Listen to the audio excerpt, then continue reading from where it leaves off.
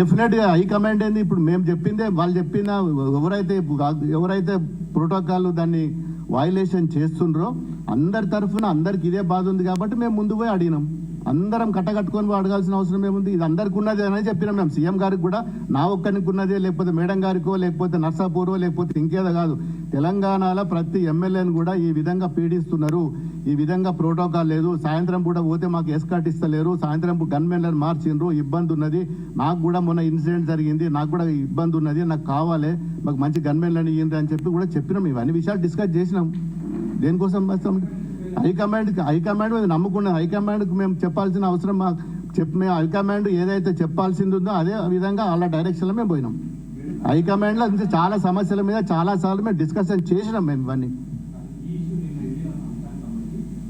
మా మీద నమ్ముకుందండి హైకమాండ్. మేము చెప్పి మేము హైకమాండ్కి మా కేసీఆర్ గారి మీద మాకు నమ్ముకుంటుంది, మేము ఏం తప్పు చేయం కాబట్టి హైకమాండ్ గారు మా వేరే పార్టీల లెక్క కాదు, ముందే చెప్పిన నేను, మాకు ఎక్కడ పోయినా ఫ్రీడమ్ ఉంటుంది మా పార్టీలో. మేము అట్లా చెప్పిపోవడము, లైన్ తప్పిపోవడము అట్లాంటిది ఉండదు.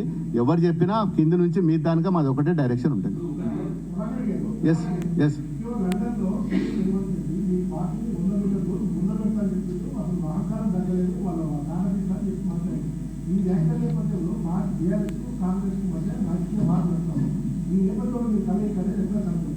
ఇదే ఇట్లాంటి బొందబెట్టుట్లు, ఇట్లాంటి నరుకుడు, ఇట్లాంటి కూర్చుడు ఇవన్నీ చాలాసార్లు మాట్లాడినరు. అది వాళ్ళ విజ్ఞతకే వదిలేస్తున్నాము. ప్రజలు అన్ని గమనిస్తున్నారు, ఎవరికి ఏమున్నది, ఎవరికి ఏ విజ్ఞత ఉన్నది, ఎవరిని బొంద పెడతారు, ఏది చేస్తారు. రేపు వచ్చే పార్లమెంట్ ఎలక్షన్లో కూడా మేము తెలుసుకుంటాము.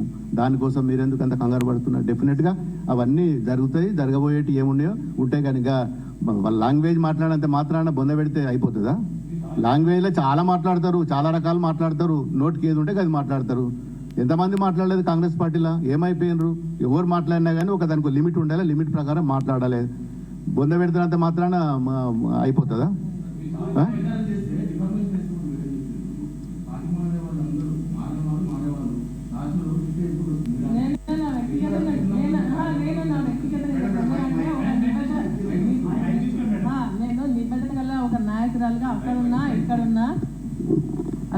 ఇక్కడున్నా కూడా మాకు గౌరవానికి అప్రతిష్ట పాలు చేసేటువంటి కార్యక్రమాలు ఎవరు చేసినా మేము డిఫర్మేషన్కి పోతా అని చెప్పినాను. నేను నా సొంతంగా చెప్తాను. ఎందుకంటే నేను ఇంతవరకు కూడా ఒక పార్టీకి క్రమశిక్షణ గల కార్యకర్తలాగా, ఒక నాయకురాలుగానే పనిచేసినాను. ఇందులో ఉన్నా కూడా నాయకత్వం పైన నమ్మకంతో పనిచేస్తున్నాము. కానీ ఈరోజు ఏంటంటే కావాలని మమ్మల్ని అప్రతిష్ట పాలు చేయడానికి ఈ విధంగా ఆరోపణలు మా పైన చేస్తున్నారన్న విషయాన్ని నేను స్పష్టంగా చెప్తాను. ఇప్పుడు నేను వచ్చేటప్పుడు కూడా టీవీ9లో స్క్రోలింగ్ చూస్తాను. ఏంటంటే పార్టీ మా పైన సీరియస్ అని ఉందని, మేము వివరణ ఇస్తేందుకు వస్తున్నామని. పార్టీ మా పైన సీరియస్ ఎందుకు కదా, మా పార్టీ నాయకులు మా పైన నమ్మకం ఉంది. మీరు అడిగి వెళ్ళిందా అంటే మా పార్టీకి మా పైన నమ్మకం ఉంది, మాకు మా పార్టీ పైన గౌరవం ఉంది, కేసీఆర్ గారి నాయకత్వంలో పనిచేస్తామని 2 రోజుల కింద జరిగినటువంటి సమావేశంలో అయిన తర్వాత నేను ఇక్కడ స్పష్టంగా మాట్లాడడం జరిగింది.